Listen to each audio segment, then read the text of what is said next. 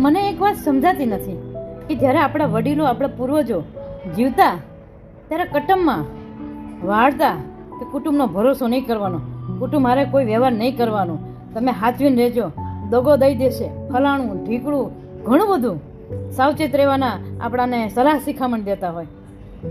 એ જ આપણા વડીલો જ્યારે પૂર્વજ બની જાય ત્યારે એમના શ્રાદ્ધમાં કે એમની પાછળ જે કંઈ કરો તમે તો એક જ શબ્દ આવે છે કે તમે ભેગા મળીને જમશો, ભેગા હળી મળીને રહેશો તો જ મને તૃપ્તિ થશે.